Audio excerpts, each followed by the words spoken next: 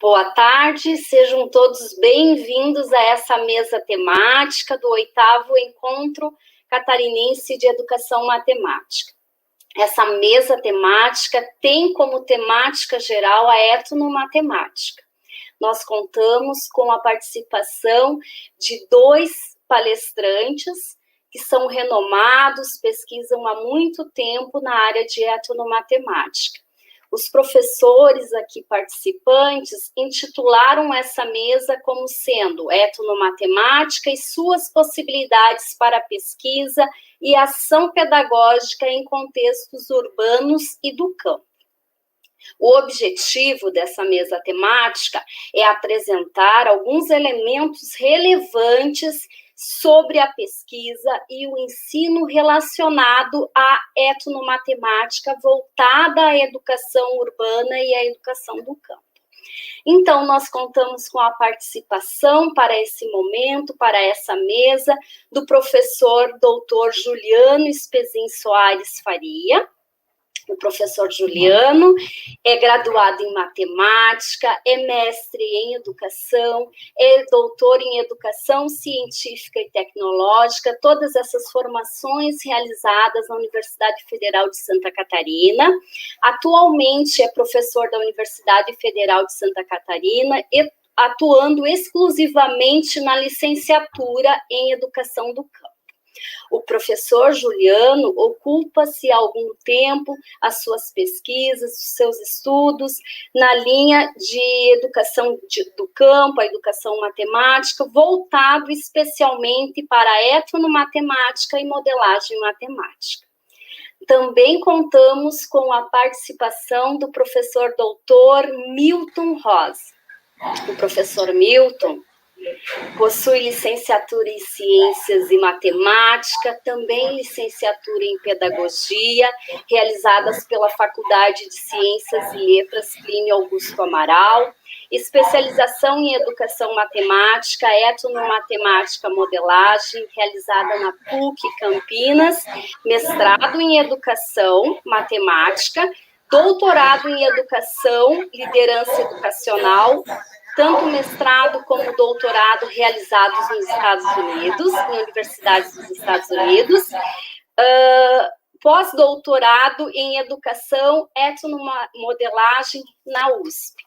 Atualmente, o professor pesquisador Milton Rosa atua na Universidade Federal de Ouro Preto, isso desde 2011, tem experiência na área de educação matemática, nas áreas de etnomatemática, modelagem matemática, etnomodelagem, currículo, instrução, história da matemática, educação inclusiva, educação à distância. A dinâmica desta mesa temática, assim combinamos que cada professor terá o tempo de 30 minutos para a sua explanação. Após, então, nós teremos mais 30 minutos para debates, discussões. Para isso, nós pedimos que vocês aí, participantes dessa mesa, encaminhem pelo chat as suas dúvidas, os seus questionamentos e as suas contribuições também, que eu acredito muito e nós acreditamos que vai enriquecer muito esse debate. Agora, então, com a palavra, o professor Juliano. Seja bem-vindo, professor Juliano, e um ótimo trabalho. Certo, muito obrigado, Neila. Queria agradecer também a organização do evento, né, que teve uma postura corajosa de inicialmente fazer o cancelamento, né, e ver como que essa situação de exceção que a gente vive ia transcorrer, e de agora assumir, então, o compromisso de realizar o evento. Vocês estão de parabéns aí pela organização. E também me sinto lisonjeado de participar dessa mesa temática, especialmente com o professor Milton, né, que é uma referência significativa aí nos estudos de etnomatemática. Vou compartilhar minha tela com vocês.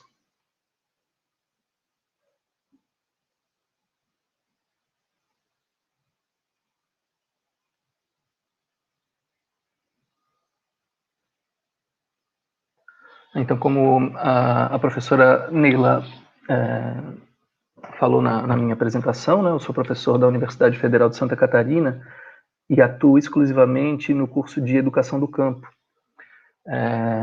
Esse curso é uma licenciatura bastante recente, elas começaram aí por volta de 2007, e o nosso curso aqui na UFSC iniciou em 2009, e ela tem essa licenciatura tem uma proposta de formação por área de conhecimento, e no nosso curso, então, essa formação por área se dá nas ciências da natureza e matemática. E ela é voltada para a população do campo em virtude da falta de professores que ocorre nessa localidade. Foi uma política pública estabelecida para fazer com que hajam mais professores no campo. E por ser voltado para o campo, eu avalio que a gente tem um prato cheio para trabalhar com a etnomatemática, diante de formas distintas que esses grupos culturais racionalizam a sua vida. E para preparar, então, essa discussão, eu queria, de forma muito sucinta,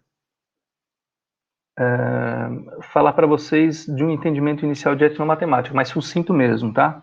Quase que leviano, porque precisaria de mais elementos aqui para historicizar a etnomatemática, mas no momento o meu interesse aqui é outro.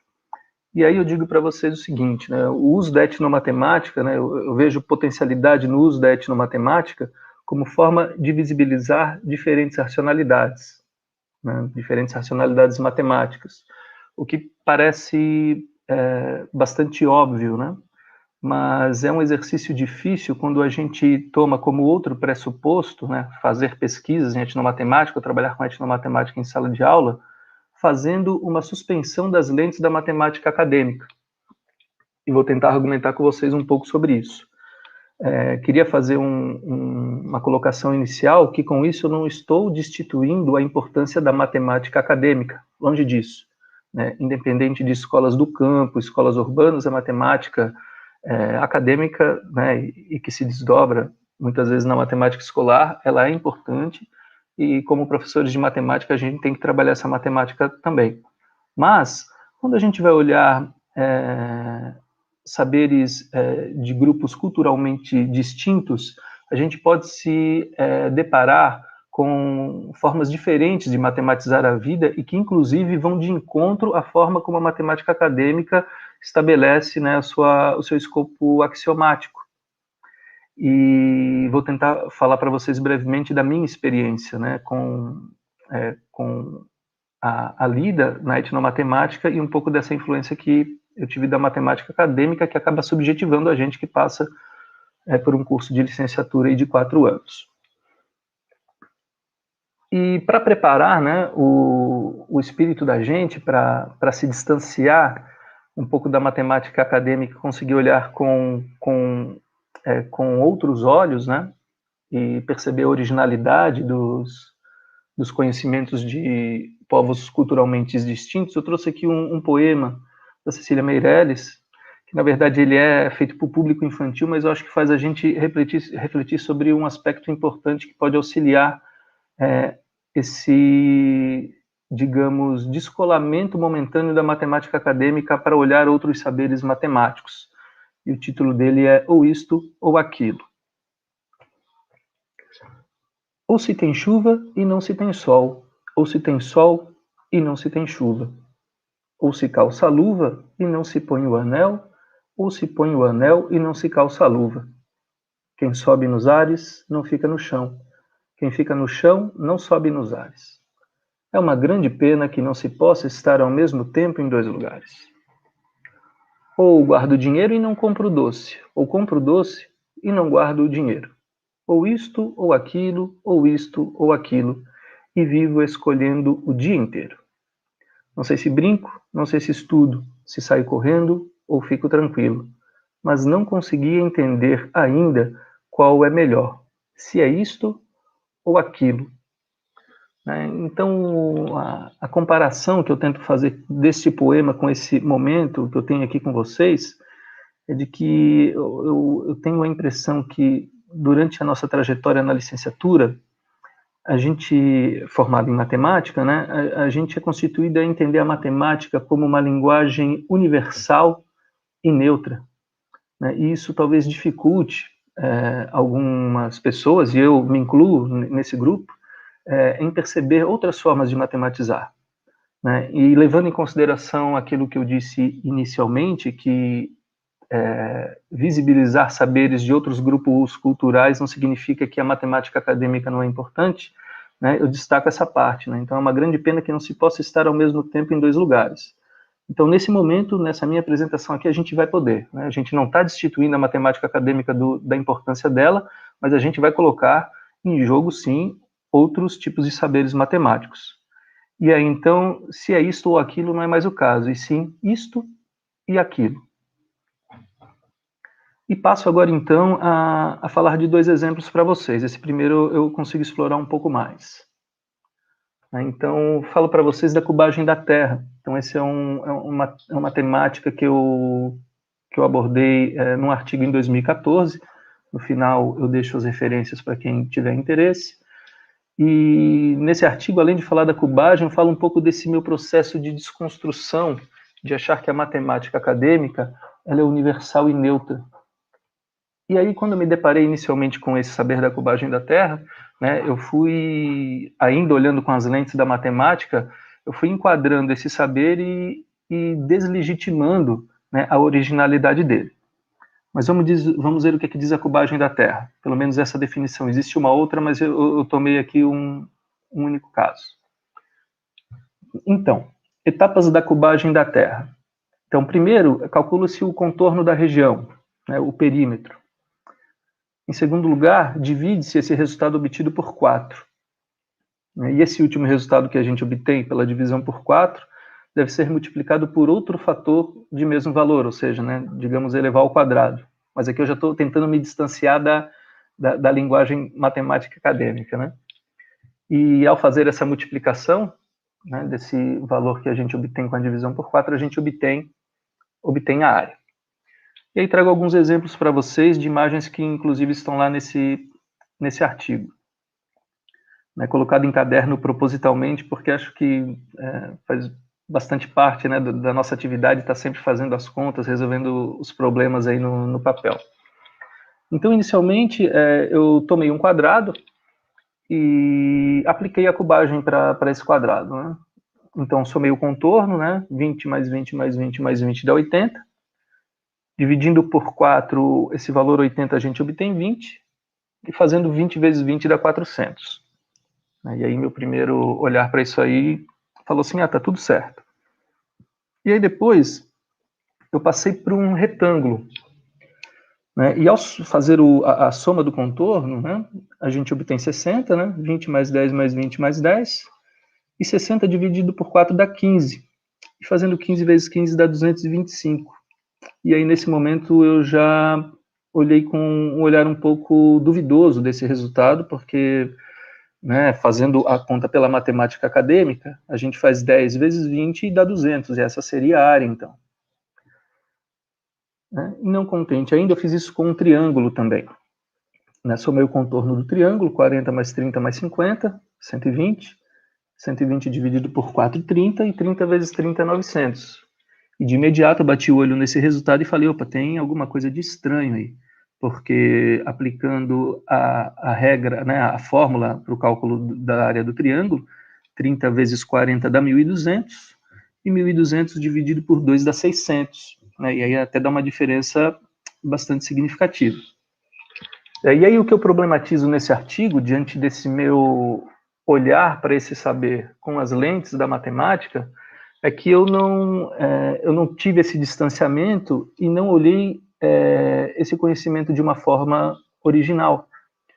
Porque o que de fato acontece, independente do resultado ser diferente, quando o agricultor que utiliza esse método para calcular a área dele, né, ele utiliza esse valor, consegue organizar o plantio e fazer essas atividades que ele necessita, né, relacionado ao plantio, independente do valor.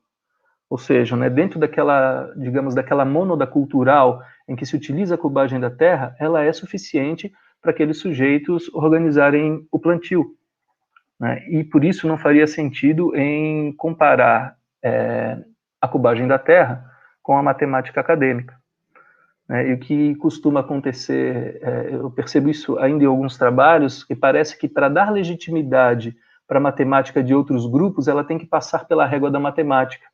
E aí, isso é algo que eu não concordo para esse tipo de pesquisa. Né? E então aí a importância, né, de olhar para esse saber descolado da matemática acadêmica.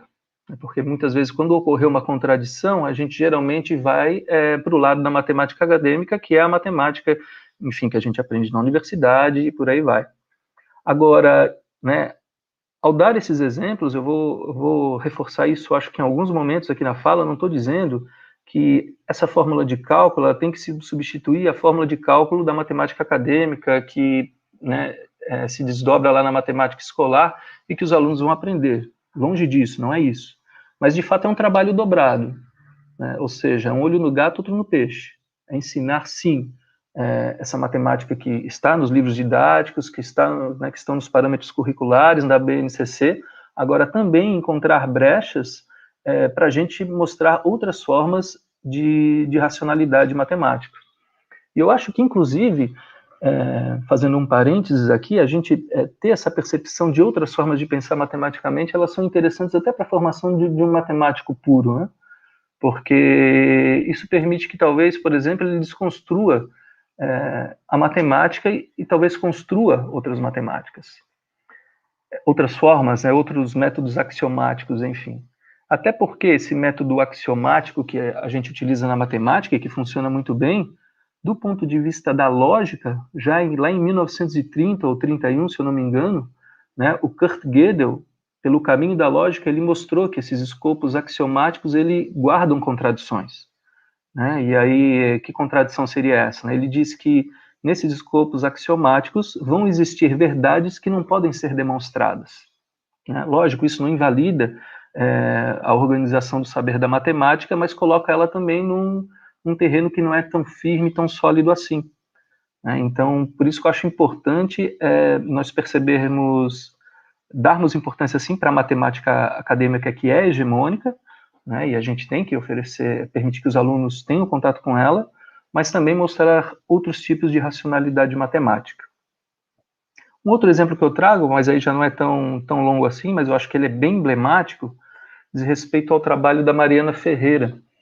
Ela foi professora de língua portuguesa e matemática numa tribo Xingu, e num determinado momento ela lança o seguinte questionamento para os alunos. Né? Ontem à noite peguei 10 peixes, dei 3 para meu irmão. Quantos peixes tenho agora? Então, provavelmente, todo mundo que está aí na sala, se não conhece esse exemplo, responderia 7. Né? Tinha 10 peixes, dei 3 por meu irmão, fiquei com 7. Mas a resposta do aluno foi bastante inusitada, ele disse 13. E eis a justificativa. Fiquei com 13 peixes porque quando dou alguma coisa para meu irmão, ele me paga de volta em dobro. Então, 3 mais 3 é igual a 6, o que o irmão lhe pagaria de volta. 10 mais 6 é igual a 16. E 16 menos 3 é igual a 13. Número total de peixes menos 3 que Tarinu deu ao irmão. Então, acho que esse é um exemplo bastante interessante, né, que foca na aritmética e que, se a gente for utilizar, né, a racionalidade da matemática acadêmica, a gente vai encontrar uma resposta distinta.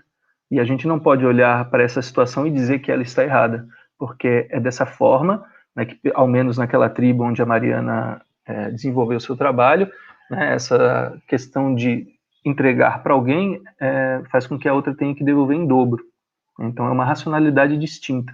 E se a gente for olhar com as lentes da matemática, a gente corre o risco de dizer que está errado. E não é essa a questão, né? São campos culturais diferentes e que podem apresentar formas de pensar matematicamente diferentes. Um outro exemplo que eu não tenho aqui no slide, mas vou acrescentar aqui de improviso, que é do trabalho da Alexandrina Monteiro, uma outra referência importante da etnomatemática.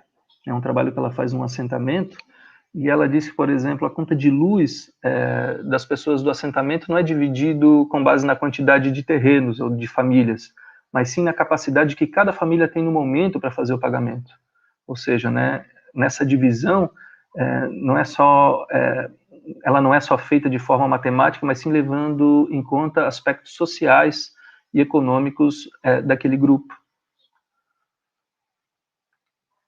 E, ao mesmo tempo, né, que a etnomatemática ela já tem uma trajetória que eu acredito ser de longa data, né, eu acho que pelo menos foi no início da década de 80, né, que o D'Ambrosio, talvez até um pouquinho antes, que o D'Ambrosio começa a fazer essa proposição.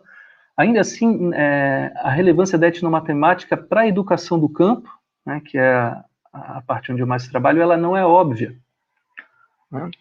E eu faço essa afirmação baseado num trabalho recente de doutorado da Lília Barbosa, né? Então, o objeto de estudo dela é o currículo para a educação do campo, né? E com base na empiria dela, ela percebeu 4 entendimentos de currículo. E aí vou ler aí para vocês. Então, com base em produções acadêmicas e entrevistas, a autora acena para 4 entendimentos de currículo. O primeiro, de que os conteúdos das escolas do campo devem ser os mesmos que das escolas urbanas, acrescentando uma preocupação com a realidade. O segundo, que problematiza os conhecimentos atuais do currículo, propondo a inserção de conhecimentos locais. O terceiro, que afirma que não deve haver especificidades para o currículo da matemática escolar do campo. E, por fim, o entendimento de que a escola deveria oferecer formação técnica voltada para o campo. Os resultados desta tese mostram que a livre entrada da etnomatemática em escolas do campo não é algo incontestável. Então, desses 4 entendimentos, esse aqui não abre possibilidade nenhuma para a etnomatemática, dizendo que o currículo da escola do campo não deve haver especificidades, né? O currículo das escolas do campo deve ser o mesmo que das escolas urbanas. E aí esse outro que eu sublinho também, né, os conteúdos devem ser os mesmos, acrescentando uma preocupação com a realidade. Acho que já é um avanço, né, levar em consideração a realidade, mas bem, a realidade do sujeito do campo pode oferecer elementos matemáticos que fujam do currículo geral, né, do currículo das escolas urbanas, por exemplo. Então, aí também um entrave nesse entendimento de currículo para a etnomatemática. E esse outro aqui também, né, que oferece que a escola, né, o entendimento de currículo de que a escola deveria oferecer formação técnica voltada para o campo, né, e isso também, então, deixa de lado a oferta de conteúdos matemáticos, e não vejo que abra espaço também para a etnomatemática, né. Então, a etnomatemática, ela tem uma envergadura significativa como programa de pesquisa, e o desdobramento desses programas de pesquisa para práticas em sala de aula, mas ainda assim, com base nesse trabalho da Lília Barbosa, a gente percebe que há resistências, né, com relação à proposta da etnomatemática. E aí, por fim, faço considerações finais aqui bem sucintas também. Então, um aspecto bastante importante é que o entendimento de etnomatemática para visibilizar os saberes dos sujeitos do campo deve se distanciar da matemática hegemônica. Eu acho que esse é um aspecto bastante importante. E, lógico, refrisando, né, ao falar desse distanciamento, eu não estou destituindo a matemática acadêmica da importância que ela tem. Ela tem uma importância, mas eu entendo que a etnomatemática também tem uma relevância importante para a contribuição do currículo da matemática escolar. E aí, só para trazer um outro exemplo que foge da educação do campo e da etnomatemática, né, eu percebo que existe um anseio muito grande de a gente estar sempre relacionando a matemática com as coisas do mundo, né, e eu acho que a gente é formado para pensar que a matemática está em todas as coisas. Inclusive, alguns anos atrás, né, foi lançado pelo MEC da Semana da Ciência e Tecnologia, e o tema era esse: a matemática está em tudo. E eu discordo dessa afirmação. Eu acho que a matemática é uma ferramenta muito potente para auxiliar em vários temas. Outros nem tanto, assim, né? E aí, que outros nem tanto? Eu digo, do ponto de vista da economia, eu acho que a matemática é um ferramental muito utilizado, mas ainda deixa bastante a desejar. É só pensar, por exemplo, na distribuição de renda que a gente tem no nosso país. E, lógico, a matemática sozinha ela não vai dar conta de resolver os problemas da matemática. Esse é um outro aspecto importante, né? É como a gente está sempre... o nosso campo de saber é a matemática. Acho que em partes, a gente acaba olhando para as coisas sempre achando que a matemática consegue analisar única e exclusivamente um problema. E aí, por exemplo, né, uma aproximação, então, um exemplo de aproximação que as pessoas fazem da matemática com outro tema, que é o do xadrez, que é um artigo também que eu já escrevi, né? Então, os artigos falam que há uma aproximação muito grande entre o xadrez e a matemática, e eu discordo disso também. E aí vou dar um exemplo para vocês, né? Eles recorrem bastante à questão, um exemplo é de que no xadrez fala-se em diagonal, e a diagonal é um conceito da matemática também. Mas na matemática, a diagonal, né, é um segmento de reta que liga dois vértices não adjacentes de um polígono. E no xadrez, o conceito não é bem esse. Inclusive, o conceito de diagonal no xadrez transgride o conceito de diagonal em matemática, né? Por exemplo, aqui nesse desenho a gente tem um tabuleiro, né? Então, para matemática, as diagonais seriam as diagonais maiores do tabuleiro. Mas essas diagonais que eu tracei para vocês e que não satisfazem o conceito de diagonal em matemática são diagonais no xadrez. Inclusive outras diagonais que podem ser menores, né? Elas não partem dos vértices aí do tabuleiro, né? Então, só para, né, mostrar um pouco assim que podem existir outras diferenças também.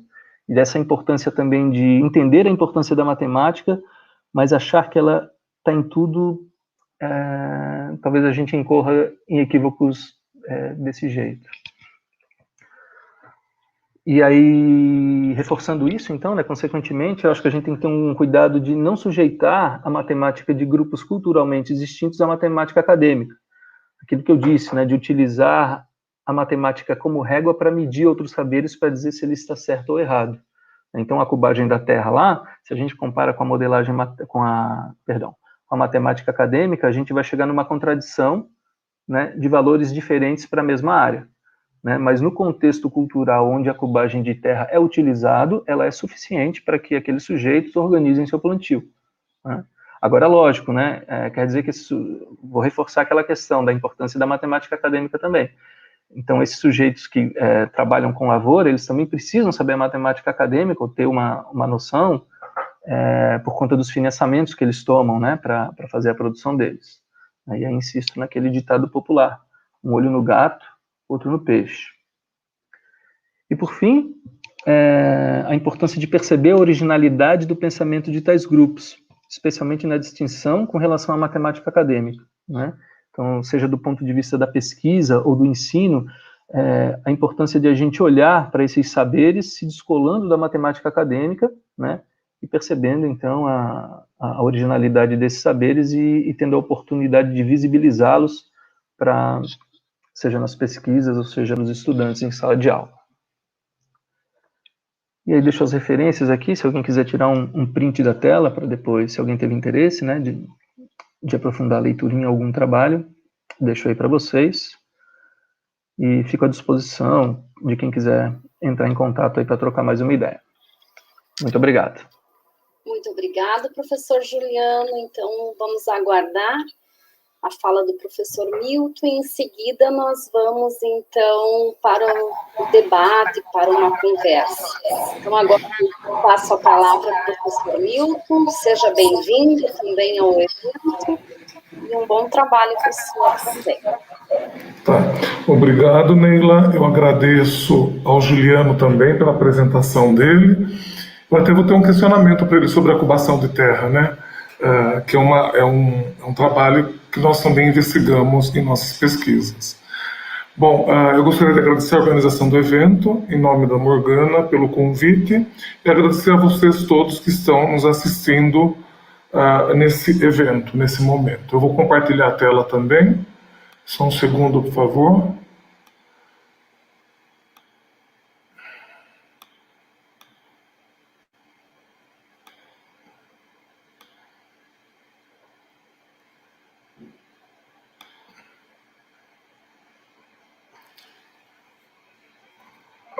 Eu creio que todos vocês devem estar vendo já essa tela, né, da minha apresentação, que hoje tem o nome de Etnomatemática na Educação Urbana. Então, como já foi dito, né, eu sou o professor Milton Rosa. Vocês estão vendo, né, a tela? Sim. Ótimo. Sou o professor Milton Rosa, do Departamento de Educação Matemática, DEMA, lá da Universidade Federal de Ouro Preto, UFOP, aqui em Ouro Preto, em Minas Gerais. E o que a gente busca na realidade é uma matemática com diversidade, né? Ou seja, uma matemática que busca de fato a paz, ou o que o Bertrand D'Ambrosio chama de non-killing mathematics, ou uma matemática que não mata. Bom, as nossas considerações iniciais com relação a essa temática é que nós consideramos, por exemplo, que seja necessário a valorização de saberes e fazeres locais, de membros que sejam de grupos culturalmente distintos, né? Sejam eles no campo, sejam eles no contexto urbano ou em outros contextos, que não sejam esses dois, né? E que também vivem nesses contextos urbanos, para relacioná-los aos conhecimentos matemáticos escolares e ou acadêmicos, para que a gente possa contribuir de alguma forma para a formação de cidadãos que sejam críticos e reflexivos, né?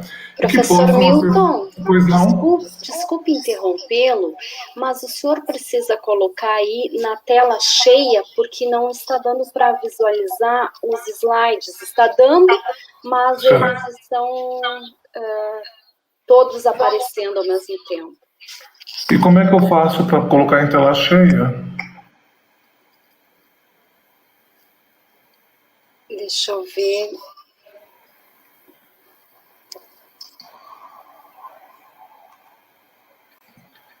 Eu acho que ali na barra de ferramentas embaixo, professor Milton, deve ter um modo apresentação ali na taça. Será que não é ali?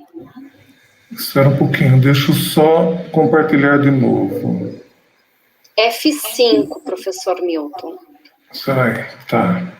Eu tinha feito o teste e tinha dado certo. Não tem problema. Share screen. F5. Deixa eu só selecionar aqui. Claro. Tela inteira.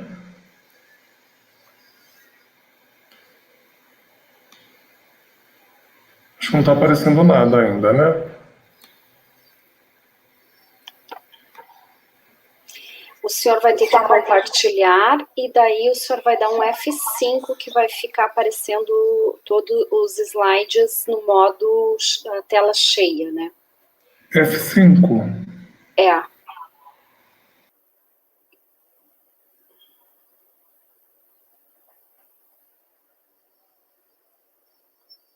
Nós vamos aguardar um minuto, pessoal, que o professor Milton está resolvendo essa questão tecnológica.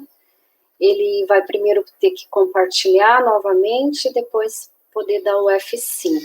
Vamos aguardar um minuto. Eu peço aí que vocês encaminhem seus questionamentos pelo chat.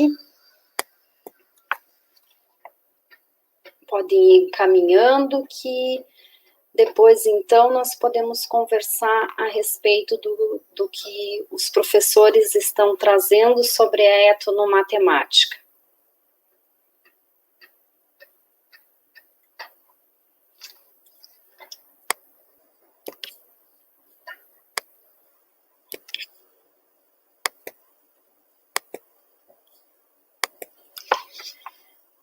Sim.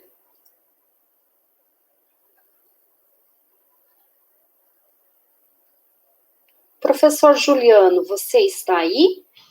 Quem sabe podemos conversar um pouquinho até o professor Milton conseguir retornar à sala? O que você acha? Pode ser? Ele retornou. Eu não estou conseguindo compartilhar essa tela. Você vai ter que primeiro compartilhar. E quando compartilhar, você vai dar o F5 daí, tá? Ok. Agora vai dar certo.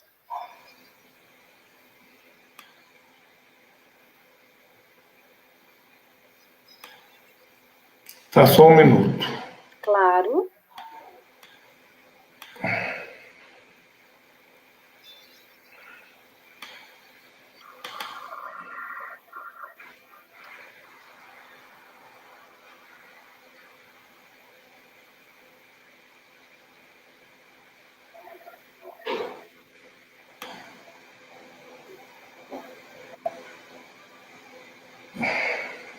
Ao vivo seria, às vezes, problema no microfone, né? Se estivéssemos ao vivo, que eu digo presencial, e como estamos de modo virtual, são outras as questões que aparecem, tá bom?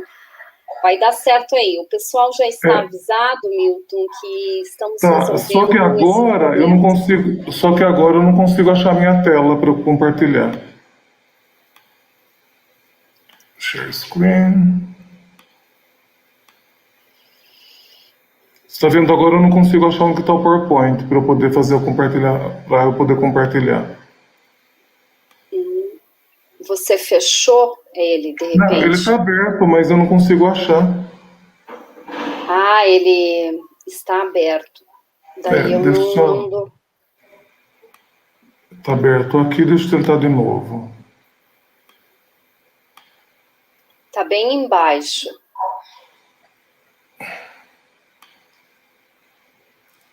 Então, eu estou achando share screen.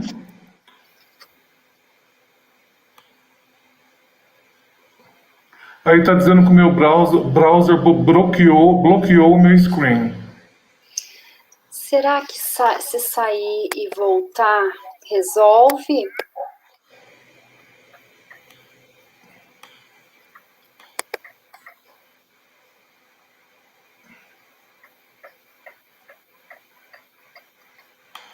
Diz que está bloqueado para mim, eu não consigo apresentar agora. Você não quer enviar pelo grupo do WhatsApp, professor Milton, que daí nós temos a assistência dos colegas técnica, de repente eles podem compartilhar a tela? Isso, eles estão pedindo para enviar pelo... Pode ser por e-mail? Acho que sim, né? Qual que é o e-mail que eu posso enviar? Qual o e-mail?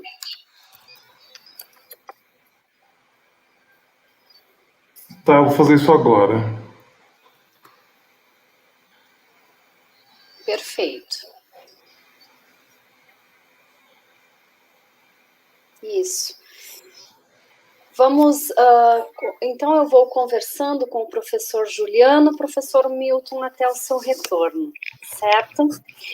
Professor Juliano, eu estava aqui pensando sobre o que você estava falando e me lembrando muito do grupo de pesquisa que eu faço parte, que foi durante muitos anos, coordenado pela professora Gelsa Kidlik, que você também a conhece esse grupo, né? Foi orientado por uma ex-orientanda da professora Gelsa, que é a Cláudia, né? Então, muito do que você foi falando aí, das expressões que você, das palavras que foi usando, me lembrou muito dos momentos de discussões e debates sobre etnomatemática quando eu entrei no grupo em 2013.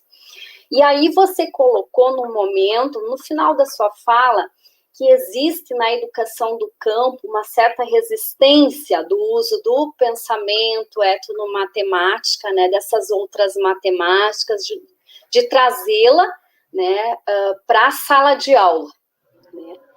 Então, eu gostaria de que você falasse um pouco de toda a tua caminhada de pesquisa com a etnomatemática.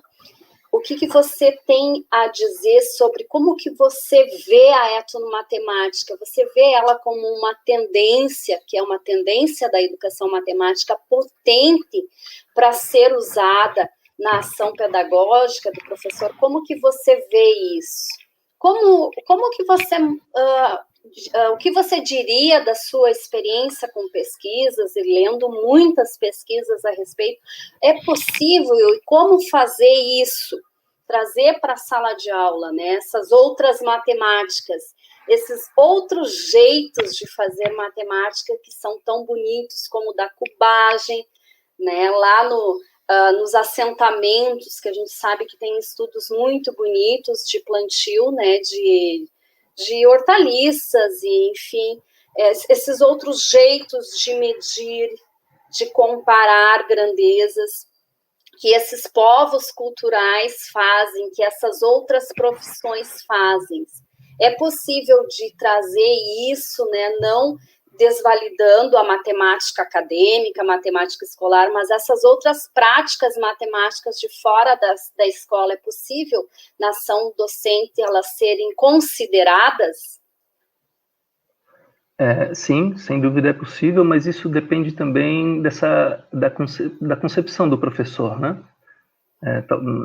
Talvez existam professores que estejam aqui assistindo que discordam, né, desse posicionamento. Talvez não, porque geralmente a pessoa escolhe a mesa temática já por uma afinidade.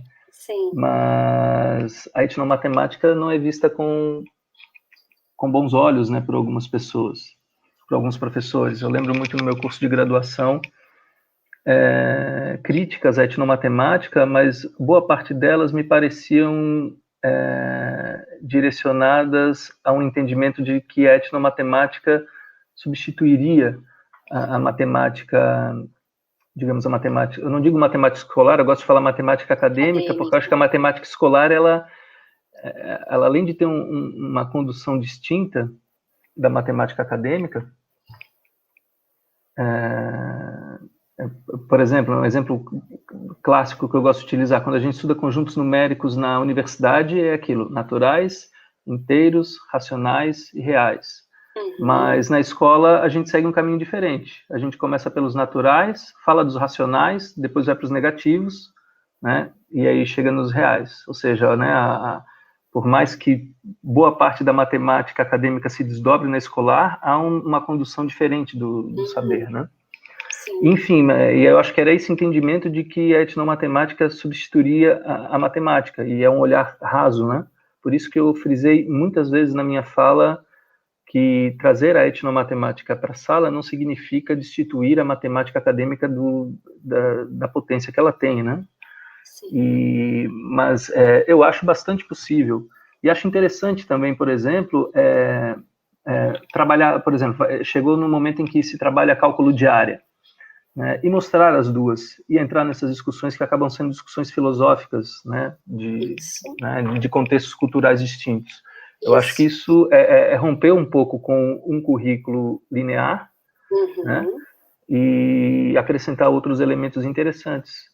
Né? Até porque, por mais que a gente entenda a matemática como aquilo que eu disse, né, como um escopo, digamos, resistente a críticas, não é verdade, né? Lá na década de 1930 já foi provado que a matemática se sustenta em algo que talvez tragam problemas para o escopo axiomático, né? Como aquele de existir verdades que talvez não possam ser demonstradas. Um exemplo que a gente pode utilizar, assim, digamos, né, bem en passant, é a conjectura de Goldbach, né? Que foi proposta lá no século XVIII, se eu não me engano, né, de que todo número par pode ser escrito como soma de dois números primos, né, e até hoje não se encontrou demonstração para isso. Né, então, talvez, não vai ser possível afirmar isso, mas, né, só como uma questão de exemplo, esse poderia ser um exemplo que mostra uma verdade que talvez não tenha demonstração. Né? E eu acho que esse entendimento de matemática é interessante, né? Que pode parecer contraditório, mas a questão não é a contradição, mas sim os espaços culturais distintos. Então, acho bastante viável, sim. Né? Acredito que na escola muitos professores façam essas experiências, né? E só esse cuidado que eu traria, né? Que eu reforço bastante isso, né? De olhar para esses saberes e perceber a originalidade dele, e que a gente faça esse distanciamento, né, de olhar para esses saberes não com as lentes da matemática acadêmica, porque se isso acontecer, a gente vai fazer a medição desses saberes de grupos culturais distintos. Isso. São outros jogos de né? linguagem que são praticados em cada grupo cultural e na matemática acadêmica, né? Com aproximações e distanciamentos, e que, entre aspas, está certo em todo lugar onde eles estão sendo praticados, né? É isso aí. Esse é o conceito mesmo, né, do Wittgenstein, né, que a Gelson usa bastante, né? São jogos de linguagem distintos e não dá para fazer comparação. A racionalidade que impera lá no assentamento, lá naquela escola lá do campo, né, é outra que impera na escola, na zona urbana, né, de uma cidade. E aí uma então, aluna... agora, eu acho que podemos passar para o professor Milton e depois daí eu faço os encaminhamentos dos questionamentos que já estão vindo no chat. Pode ser, professor Juliano? Então, com a palavra, professor Milton, agora tudo resolvido e um bom trabalho, professor. Vai dar certo. Esperamos que sim, né? Tá bom, obrigado. Tá bom, bom, vocês me desculpem, eu tive um problema aqui com o meu compartilhamento de tela e depois eu fiquei bloqueado, eu não conseguia compartilhar mais. Morgana, você poderia retornar um pouco? Mais um pouco. No primeiro slide, mais um. Isso. Tá bom, aí foi a apresentação, o próximo, por favor. Tá. Então, o que eu estava dizendo que é necessário que nós, né, valorizamos e respeitemos os saberes e os fazeres locais desses grupos culturais que vivem em diferentes contextos culturais, né? Sejam eles urbanos, do campo, no contexto rural, ou até mesmo no contexto das comunidades tradicionais. Para que a gente possa relacionar esse conhecimento de saberes locais também com outras matemáticas, né, com outros tipos de matemática, para que a gente possa contribuir para a formação de cidadãos que sejam críticos e reflexivos e que possam aperfeiçoar continuamente os seus conhecimentos, né, sejam eles matemáticos ou não. E nessa abordagem, esses membros, né, e aí de uma maneira mais geral, de quaisquer grupos que forem, eles também se apropriam de ideias, procedimentos e práticas matemáticas locais e também escolares. Porque a comunidade escolar, ela está englobando também outras comunidades e outros saberes e fazeres e outros conhecimentos. E esses conhecimentos, eles devem ser utilizados num contexto histórico, social e cultural, no qual essas comunidades vivem. O próximo, por favor. Então é importante que nós utilizemos em salas de aula ações pedagógicas alternativas e que essas ações elas possam possibilitar o desenvolvimento do processo de ensino-aprendizagem matemática dos membros de grupos culturais distintos, para que as atividades cotidianas também sejam contextualizadas ou para que essas atividades cotidianas elas possam ser contextualizadas em salas de aula. Então, no meu ponto de vista, existe a necessidade de que os professores, os educadores, de uma maneira geral, utilizem outros métodos de ensino que sejam também inovadores, né, para possibilitar que os alunos construam o seu conhecimento matemático com significado e também de uma maneira contextualizada, haja vista a sua relação com o entorno sociocultural urbano e também com a comunidade escolar. Essa comunidade escolar ela está inserida num contexto, seja ele urbano, ou seja ele do campo, seja rural. Então ela está inserida de alguma forma nesse contexto. E aí, o que a gente entra nessa questão é a questão de igualdade, equidade e justiça social em escolas urbanas, ou em contextos urbanos. Mas claro que também essa questão de igualdade, equidade e justiça social também tem que ocorrer, ou tem que estar sendo discutido em outros contextos, que não somente os contextos urbanos. Então, existe a necessidade de que a gente promova uma abordagem sociocultural no currículo matemático que visa combater a descontextualização curricular que resulta de uma visão monocultural da sociedade. Então, essa visão monocultural da sociedade tem implicações assim, na ação pedagógica que acontece em sala de aula, porque geralmente se privilegia um determinado grupo cultural em detrimento de outros grupos culturais, ou em detrimento de outros conhecimentos que a escola abriga. E numa sala de aula, por exemplo, nós temos conhecimentos, sejam eles matemáticos ou não, diversos. E no contexto urbano não é diferente. Na sala de aula, inserida num contexto urbano, essa diversidade de cosmologias, ou essa diversidade de paradigmas, ou diversidade de visões de mundo, também está presente nesse contexto, como está presente também em outros contextos, que não somente o contexto urbano. Então, essa abordagem, ela tem o desafio de transcender o etnocentrismo, ou seja, aquela visão mais monocultural de um determinado grupo cultural. Enriquecer o processo de ensino-aprendizagem em matemática que tenha respeito, valorização de outros conhecimentos e saberes e também a justiça social em sala de aula. Então, esse contexto eu entendo que é muito importante. Eu estou comentando aqui de um contexto urbano, mas essa preocupação com igualdade, equidade e justiça social, ela também está inserida em outros contextos, que não somente o contexto urbano. A igualdade, no meu ponto de vista, significa oferecer aos alunos as mesmas oportunidades educacionais, enquanto a equidade está relacionada com a adaptação dessas oportunidades de acordo com as diferenças que esses alunos têm, tornando-as mais justas. Então, muitas vezes eu posso ter igualdade de oferta ou de acesso ao ensino, mas na maioria das vezes eu não tenho equidade nesse acesso. E a pandemia é um exemplo clássico disso, né? Os alunos têm igualdade à educação, mas não tem equidade, porque o acesso aos recursos tecnológicos ele é diferenciado. E a epidemia da coronavírus, ou da Covid-19, por exemplo, ressaltou muito essas desigualdades e essas injustiças sociais que os nossos alunos têm. Então, igualdade de oportunidade, sim. Equidade, o acesso a esses recursos tecnológicos, não. Então, essa diferenciação entre equidade e igualdade também tem que ser discutida no contexto urbano e no contexto do campo, também em outros contextos que sejam. E com relação a isso, nós vamos entrar numa questão de empowerment, o empoderamento. Então, atualmente existe na educação matemática uma tendência pedagógica internacional que se direciona para uma abordagem de ensino e aprendizagem pluralista, multicultural e transdisciplinar no currículo matemático-lar. Isso em toda parte do mundo, né? Não é algo específico do Brasil.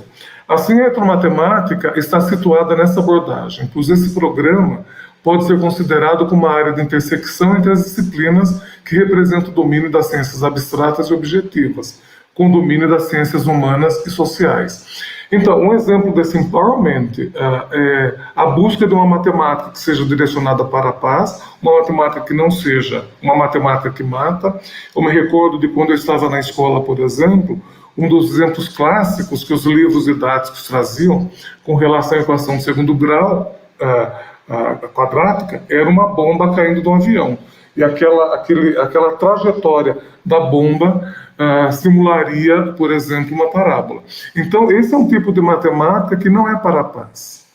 E há exemplos de nós trabalharmos com uma matemática no contexto urbano que seja direcionada para essa busca da justiça social e da paz que nós queremos. Aí eu trouxe dois exemplos que foram dois desastres, duas fotos, né? Desastres naturais aqui, provocados, claro, né? Aqui em Minas Gerais, que foram das barragens, o rompimento das barragens de Mariana e também de Brumadinho. A de Brumadinho, mais recente, mais 200 mortos naquela época.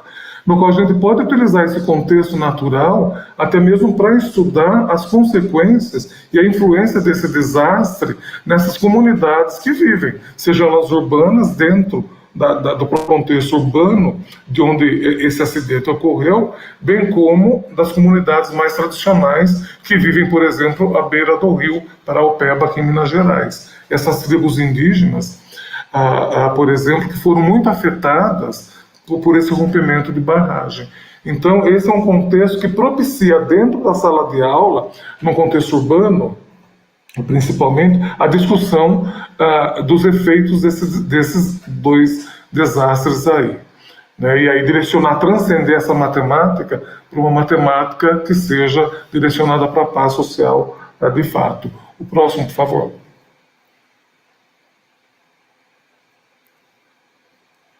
E aí nós vamos trabalhar de uma matemática que seja humanizada, uma matemática que seja humanista, não é? E a matemática praticada no contexto urbano, ela deve ser uma ciência humanizada em seus próprios propósitos.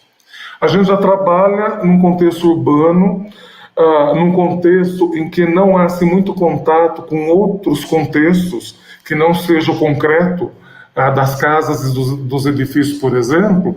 Então, essa humanização da matemática ela deve ocorrer nesse contexto. E a perspectiva da etnomatemática, por exemplo, ela pode providenciar o equilíbrio necessário ao currículo escolar. Não que a etnomatemática seja uma disciplina, ela não é uma disciplina, mesmo porque ela não tem a linearidade do currículo escolar. Ela é um programa de pesquisa, que é muito diferente, né, de uma disciplina curricular nesse caso. Mas ela pode auxiliar, sim, nessa ação pedagógica que pode ocorrer nas salas de aula. O próprio Bertrand Ambrosio traz um contexto de que a etnomatemática caminha junto com uma ação pedagógica, mesmo porque ela é uma teoria do conhecimento também, então ela é muito mais ampla do que isso.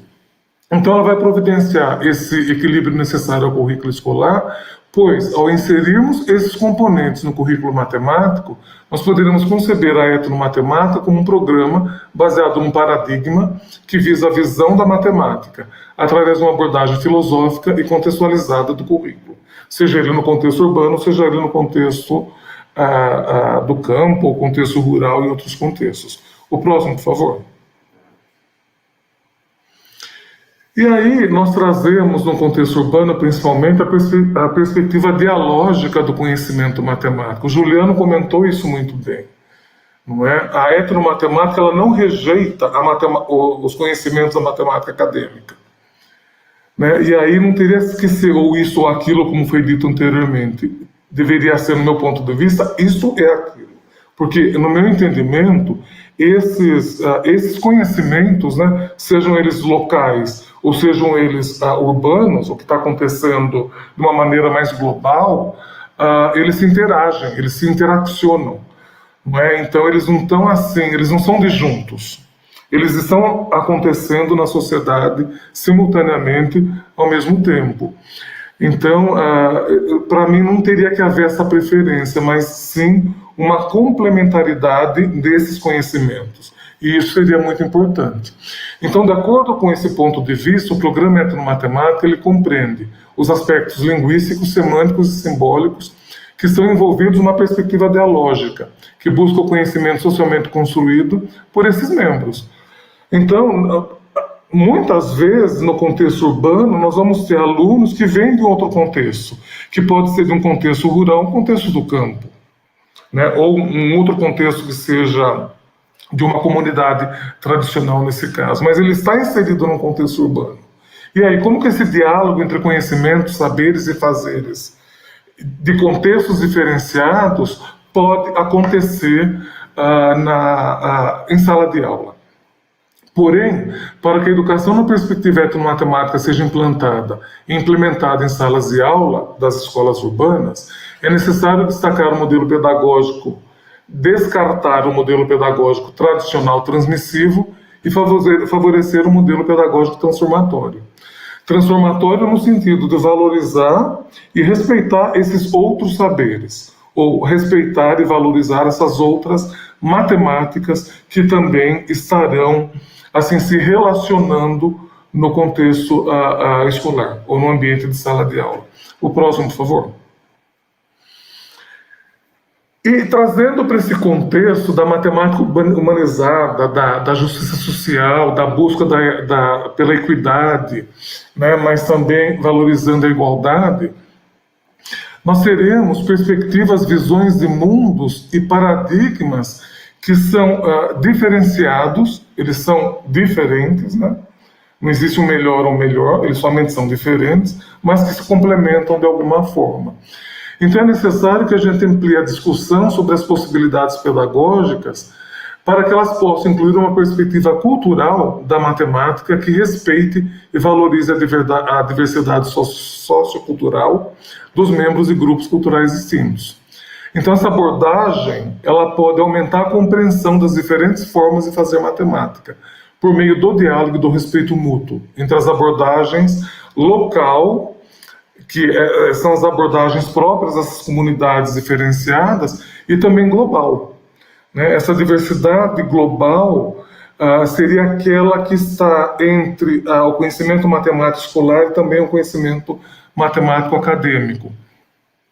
E, no nosso caso, por exemplo, nós estamos tentando fazer essa tradução entre conhecimentos diversos por meio da etnomodelagem. Porque ela ajuda a desenvolver esse conceito que nós chamamos de conceito de glocalização, que é o local mais o global. A gente ouve muito falar em uma sociedade globalizada, né, que é a sociedade que nós temos aí. Mas nós não ouvimos falar numa sociedade localizada, ou seja, que é aquela sociedade da própria comunidade. Então a gente não vê falar isso, não é comum. Não é nem comum e muito pouco se ouve falar sobre essa sociedade que seja localizada. A globalizada, sim. E a globalizada tem algumas influências negativas em todo esse processo mundial, mas a localizada não. E nós também não ouvimos falar em uma sociedade que seja glocalizada, ou seja, que junte, que seja complementada pelos conhecimentos e saberes e fazeres que sejam locais, das próprias comunidades, mas também global, né? Então, no qual todos os tipos de conhecimento, de saberes e fazeres sejam respeitados em quaisquer contextos que nós estejamos assim localizando. Essas duas figuras, elas mostram justamente isso, um conhecimento que é local e mais para baixo um conhecimento que é mais global, não é?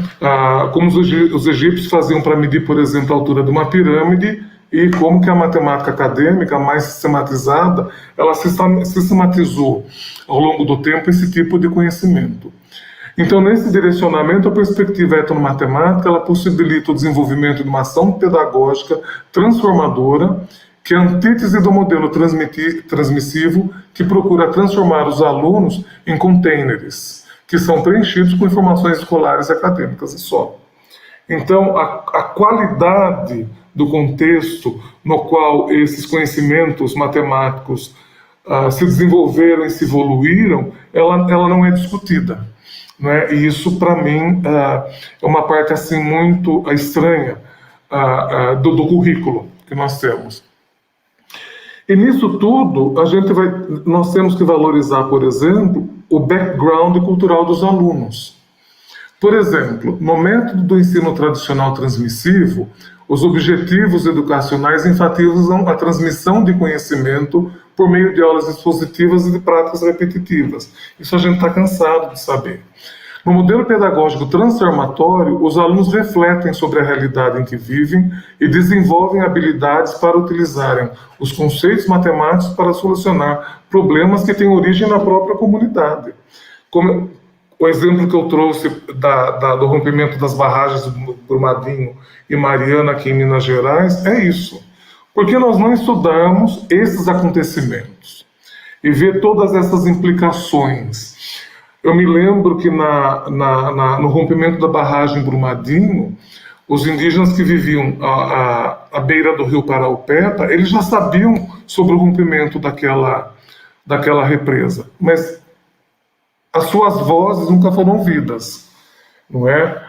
Por aquelas pessoas que construíram as barragens. Então esse conhecimento local poderia ter ajudado até evitar aquele rompimento, né? Se eles fossem ouvidos, se fossem valorizados e se fossem respeitados. Assim, a utilização de situações e problemas pertinentes a determinados aspectos do background cultural dos alunos pode auxiliá-los a perceberem a relevância da matemática na própria cultura e aprenderem o conteúdo matemático de uma maneira emancipatória. Emancipatória que eles possam transcender aquela lista de exercícios, né, e aplicar o próprio conhecimento para resolver outros problemas que possam estar relacionados com a própria comunidade. O próximo, por favor. E aí a gente trabalha com matemática, atividades matemáticas contextualizadas, né? E a gente entende, por exemplo, que o respeito mútuo e no reconhecimento de como o background cultural dos alunos pode influenciar o entendimento dos conceitos matemáticos. Tanto a própria linguagem, quanto o próprio contexto social, cultural e econômico pode influenciar.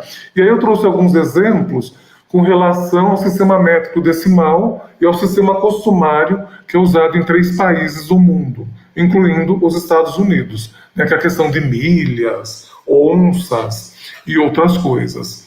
Então, são contextos diversos em que as práticas matemáticas elas vão surgindo em sala de aula, nesse caso, principalmente no contexto urbano, de uma maneira diferenciada.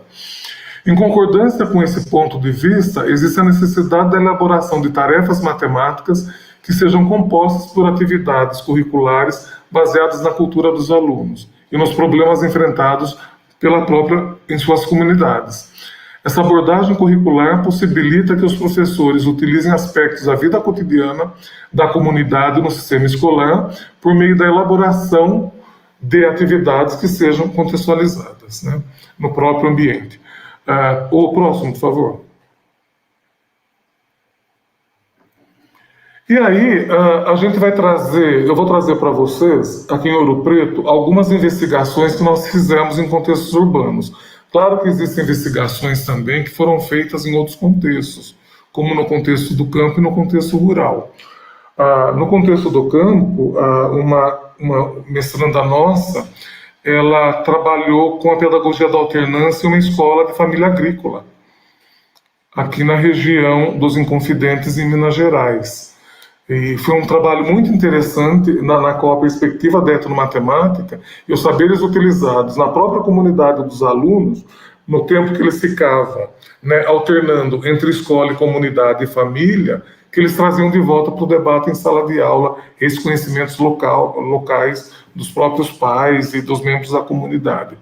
Mas, enfim, com relação ao contexto urbano, é importante ressaltar que vários projetos e investigações no contexto urbano estão relacionados com a etnomatemática, que tem foco na elaboração de atividades contextualizadas que são culturalmente relevantes para os alunos que pertencem principalmente aos grupos minoritários, como, por exemplo, os estudos que promovem a conexão da etnomatemática com outras tendências em educação matemática, como a modelagem, e outras histórias da matemática e outras tendências que nós temos. Por exemplo, em Ouro Preto nós fizemos, no contexto urbano, investigações em comunidades periféricas, na região metropolitana de Belo Horizonte, no qual, através da etnomatemática, da modelagem, os alunos puderam estudar, por exemplo, a questão do saneamento básico em sua própria comunidade e propor soluções, não é, para que essa situação do saneamento básico fosse resolvida. Também o estudo do que ocorre em academias de ginástica, por exemplo. Né, quais são os conhecimentos e saberes e fazeres locais da própria academia que estão acontecendo, não é, nesse contexto. Há saberes próprios matemáticos que ocorrem nesse ambiente cultural, na cultura cafeeira também. Então, aí a gente já vai um pouco mais para o campo, né, e para a zona rural, mas o trabalho foi desenvolvido numa comunidade urbana, numa escola da área urbana. Mas trazendo componentes, por exemplo, da cultura cafeeira para a sala de aula, para debate e discussão. E com feirantes, né, em feiras livres, na região metropolitana de Belo Horizonte também, na questão da valorização do conhecimento e dos saberes e fazeres dos feirantes, como que eles utilizam esses saberes matemáticos próprios por exemplo, para colocar preço nos seus produtos, para saber quando que eles têm que ter uma promoção ou não, se ela acontece no final da feira ou no início da feira, muito interessante.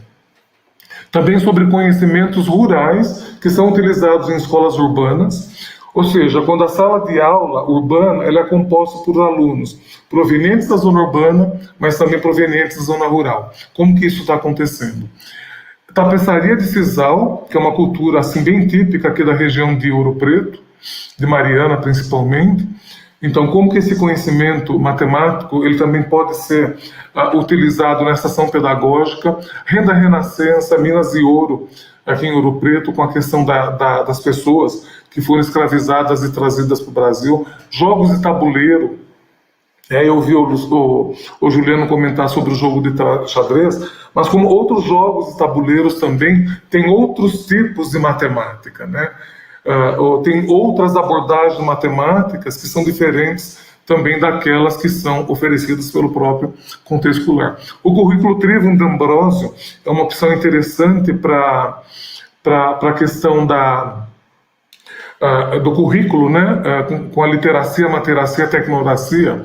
A cultura surda, que eles têm uma cultura própria, a própria língua, né, que é a Libras nesse caso, como que esse conhecimento matemático próprio, ele está se desenvolvendo, ou ele está sendo assim trabalhado em sala de aula? Também alunos com deficiências visuais, como que isso acontece, né, dentro de uma sala de aula? Brincadeiras de rua, com carrinhos de rolimã, como que esse conhecimento a gente pode utilizar na ação pedagógica? Nós temos um aluno que vai trabalhar com danças tradicionais de Costa Rica, né, como que esses movimentos de dança, eles podem de alguma maneira estar relacionados com outros pensamentos matemáticos, né?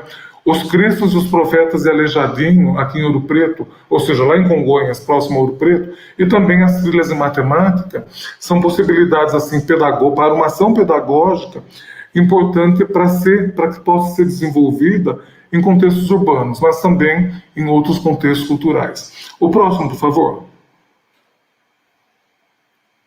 E aí as minhas considerações finais é que existe a necessidade de que o espaço urbano, especificamente, né, ele seja um ambiente que abriga a existência da totalidade, pois a sua expressividade se renova de maneira institucional que extrapolam os muros da escola, por meio da definição de estratégias educativas para o exercício dos direitos e deveres dos alunos para transformá-los em cidadãos ativos na sociedade.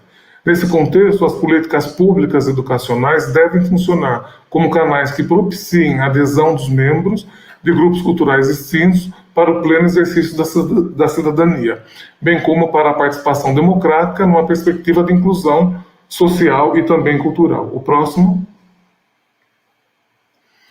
Aí vale salientar que um aspecto importante da visibilização dos saberes matemáticos de grupos não hegemônicos é o de mostrar como eles funcionam e mobilizam os fazeres práticos do grupo, mostrando que a legitimidade de determinado fazer se encontra no meio em que os sujeitos estão inseridos.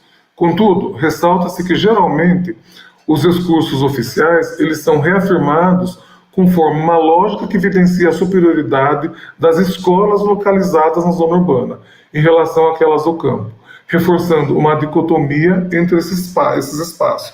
Ou seja, no meu entendimento, uma dicotomia que não deveria existir.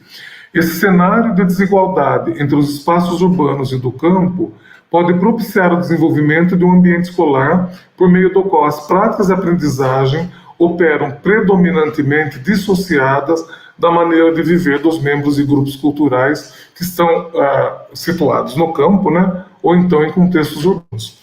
O próximo, por favor.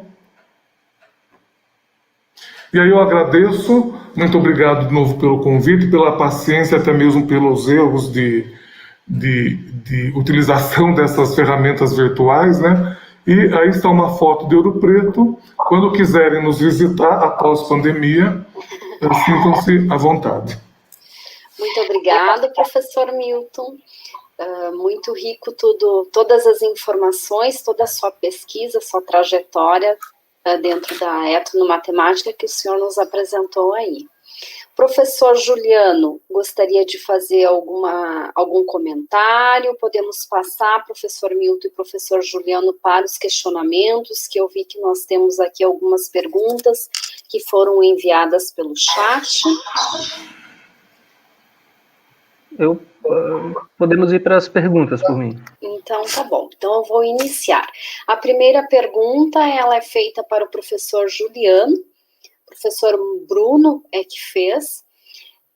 O professor Bruno, então, pergunta o seguinte: concordo com a visão de que a matemática não está em tudo, mas gostaria de ouvir sua opinião sobre a matemática pode descrever qualquer coisa?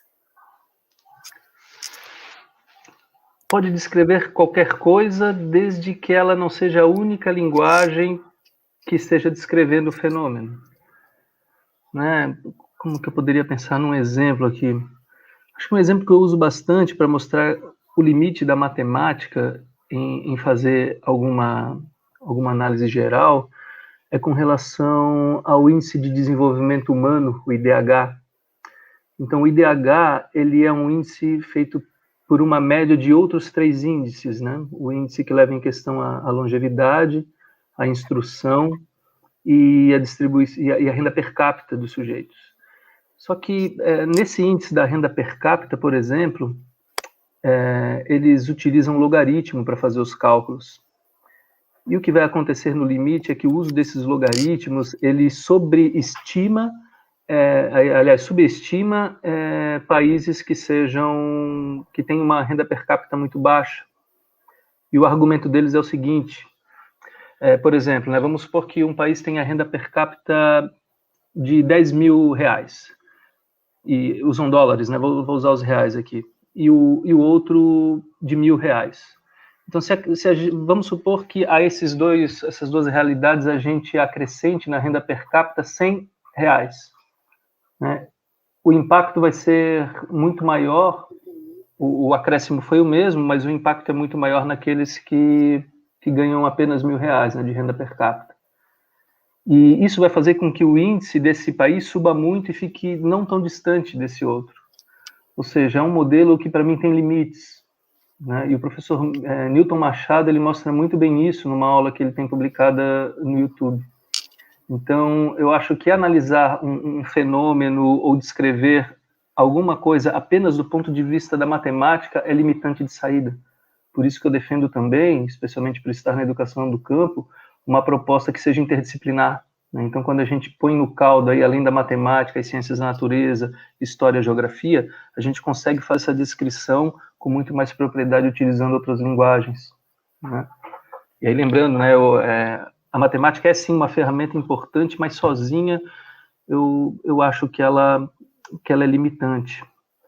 Não sei se eu respondi, Bruno, a tua pergunta. Talvez eu tenha divagado demais aqui.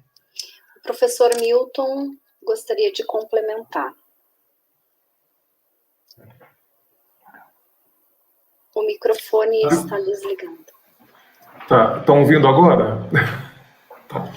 Eu gostaria de complementar que a matemática ela tem que estar acompanhada de outras ferramentas, que não só a matemática. Por exemplo, num evento que teve, em Santa Catarina, acho que foi mesmo, a de modelagem internacional que teve em Florianópolis, não, em Blumenau, em 2013 eu acho que foi a Maria Salete Bimenguti que organizou. E eu estava numa palestra também falando sobre etnomodelagem. E o Johnny de Campinas, trabalha com modelagem, ele comentou que eles estavam assim, elaborando um tipo de modelo para determinar, por exemplo, as consequências do derramamento de óleo numa determinada baía, né, aqui no litoral brasileiro. E que esse modelo não funcionava.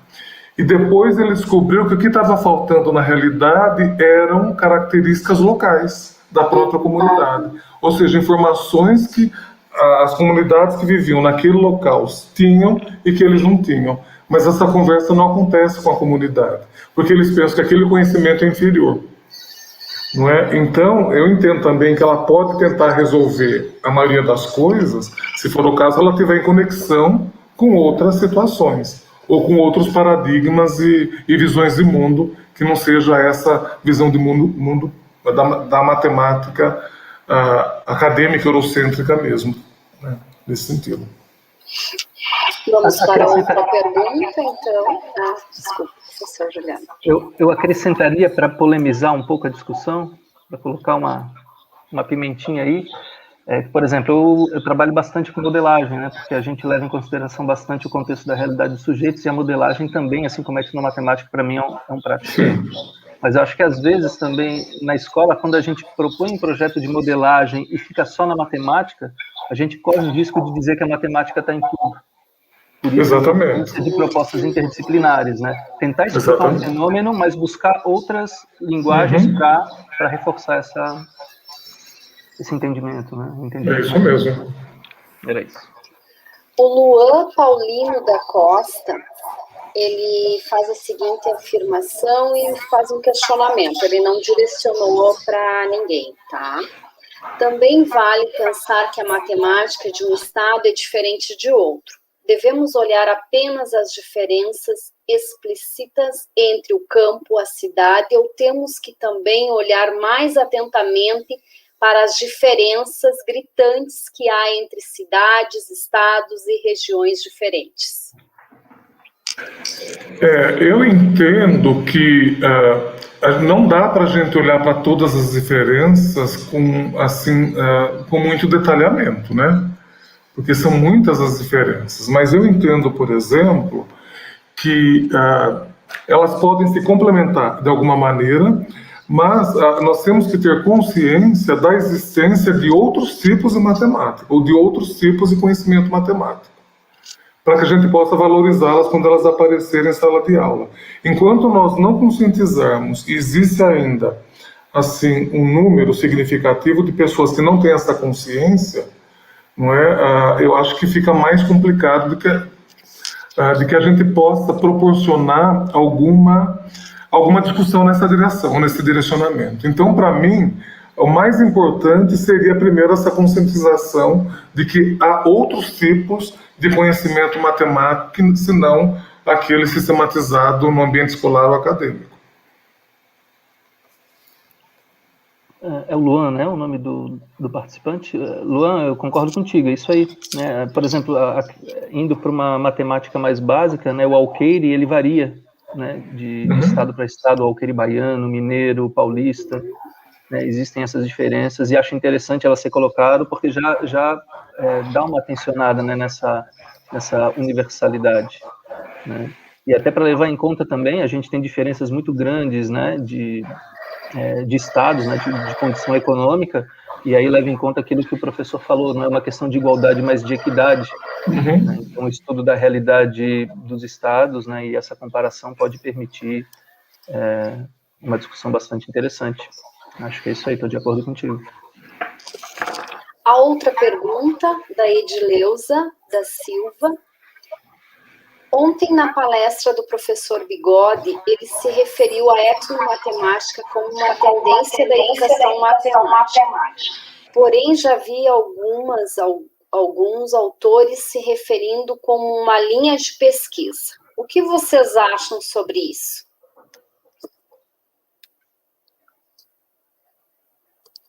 O áudio, professor. É que eu não controlo o áudio. Perdão. Então tem que esperar alguém aí abrir o áudio. Bom, eu entendo que para mim são os dois, né? Ela é uma tendência em educação matemática que já se cristalizou como tendência, não como teoria, porque no meu ponto de vista não tem uma teoria etnomatemática ainda. Existe uma base teórica, né? Para a etnomatemática, porque a partir do momento que a gente teorizar, ela não se desenvolve mais, e aí até mesmo vai em contradição do que o D'Ambrosio propõe do programa etnomatemática como um programa de pesquisa, por isso também ela é uma linha de pesquisa, um programa de pesquisa científica no sentido de lacatusiano mesmo, né? Então, a partir do momento que essa base teórica se cristaliza numa teoria única e fixa, para mim ela não se desenvolve mais. Então, a beleza da etnomatemática está nisso. Ela é um campo de pesquisa, uma linha de pesquisa, que está em constante evolução. Ou seja, ela é um programa de pesquisa científico progressivo. Não é? Então, isso faz para mim, a matemática como um programa de pesquisa, nesse caso, como você perguntou, uma linha de pesquisa também. Mas para mim também é uma tendência. Sem mais acrescentar, acho que a resposta do professor Milton completa aí. Muito bem, então, vamos pedir ao público que está nos assistindo se tem mais algum questionamento a fazer. Nós já vamos para o encerramento dessa mesa temática. Assim, gostaríamos de saber se vocês gostariam de complementar alguma ideia, o público que está nos assistindo, ou fazer mais algum questionamento, e eu vou passar a palavra para os professores para que possam fazer suas considerações finais para nós encerrarmos essa mesa. Neila, eu queria fazer um questionamento para o Juliano. Claro. O senhor falou antes sobre a cubagem. Sobre a cubagem. O que você mostrou aí um dos processos de cubagem, né, de cubação, né, que é aquele que você vai transformar a figura na realidade em quadrados, né, porque quando você pega o perímetro e divide por 4, no inglês a gente chama squaring, a gente está enquadrando a figura. Mas existe outro processo também, no qual eles somam lados opostos e dividem por 2. Não é isso? Que é um outro processo também. E no caso do triângulo, quando você dá, por exemplo, aquele exemplo, né, que acho que me parece que são 900, a área 900, e ela seria mais ou menos 600, se eu pegar, por exemplo, os lados opostos e pegar o 30, somar com 0, porque aquele vértice não tem nada, daria 15, e somar os dois lados opostos, eu vou ter uma área de aproximadamente 675, que é uma área mais próxima dos 600, né? E eu só queria saber se existe alguma explicação para isso, mas eu concordo com você, por exemplo, que o mais importante nesse caso nós temos consciência de que para eles funcionam. Né? Aquela atividade, aquele procedimento matemático que eles estão fazendo, funciona para eles. Então não tem porquê a nossa matemática, né, essa matemática acadêmica, ir lá no campo e tentar se impor. Né, mesmo porque eles nem estão solicitando essa imposição, né, de alguma maneira. Perfeito, professor. Inclusive, eu também trato dessa outra cubagem no trabalho, né? Eles tratam do vértice como ponta, eles zeram a ponta, né? Atribuem zero para o triângulo e fazem, digamos, aí a média aritmética dos lados, né? E isso também vai ao encontro daquilo que acho que o Luno falou, né? Dessas diferenças regionais. Essa cubagem que eu mostrei, num artigo que eu peguei, eles chamam de cubagem paraense. Né? Então, até nessas estratégias aí já possuem essas diferenças regionais. Isso aí. E você sabe, Juliano, agora só para a gente encerrar, eu sei que o tempo já está acabando, nós temos um grupo de pesquisa de etnomodelagem no Nepal. E no Nepal é muito assim, frequente a plantação de arroz. Né? E eles fazem a medida dividindo esses terrenos em triângulos. E o método que eles usam é o mesmo método usado aqui no Brasil, da cubagem a mesma coisa. Eu fiquei impressionado quando eles contaram esse método, não é? Então as coisas se desenvolvem em outras regiões de maneiras parecidas, né? Mas para tentarem resolver problemas são similares, né? Não tem uma questão de terra, né? Professores, tem uma última pergunta e já estamos nos aproximando para o encerramento dessa mesa. Boa tarde, professores. Vocês acham que deveria obter uma disciplina etnomatemática nas universidades? A FOP nós temos, no programa de pós-graduação nosso, a gente tem etnomatemática, os aspectos culturais da matemática. E na graduação à distância, né, na matriz nova, né, depois da Resolução 2/2015, nós também trazemos uma disciplina para etnomatemática. Se bem que na matriz anterior, na disciplina de modelagem, a gente já entrava com etnomatemática também. Eu acho que seria importante, mas não como uma disciplina, mas uma disciplina linearizada, né? Mas para discutir esses aspectos culturais que a matemática possui. E aí depende muito de como essa matriz curricular ela é pensada, né? Nessa formação. No caso do curso onde eu trabalho, a licenciatura em Educação do Campo não tem uma disciplina com o nome etnomatemática, mas eu trato com bastante elementos numa disciplina chamada Saberes e Fazeres, que leva em conta o conceito de cultura, então está bem demarcada a discussão de etnomatemática ali.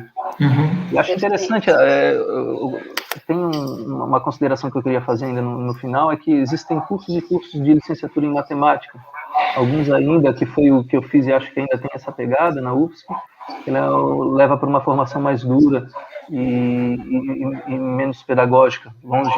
Existem professores excelentes da parte pedagógica, mas a questão de carga horária é muito menor. Agora eu já conheço o curso da UDESC, ali de Joinville, em que já tem uma distribuição mais igualitária, né, dessas discussões pedagógicas e da matemática pura e aplicada, né? Então acho que nesses cursos aí tem uma abertura bastante grande. E acho que é importante a necessidade, porque de fato a etnomatemática é uma vertente bastante importante da educação matemática. longe de potente, desmerecer né? as outras, potente, junto com a modelagem, as duas têm uma longa trajetória. Um né, campo e uma fértil importância demais importante. para trazer, né, para discussão no meio acadêmico, assim, propriamente nas aulas, né? Então, eu gostaria de agradecer aos professores, professor Milton, professor Juliano, em nome da organização do 8º ECEM, professores que se disponibilizaram desde o ano passado. Nós estamos conversando, né, virtualmente, em reuniões, organizando essa mesa, e foi um momento muito bonito, eu acredito, e rico para muitos que aqui puderam participar. Agradeço imensamente a participação de vocês e até o próximo ECEM, esperamos que presencialmente, né? E assim vai ser permitido, eu acho. Obrigada a todos que estão aí também, os participantes, acadêmicos, pesquisadores, professores.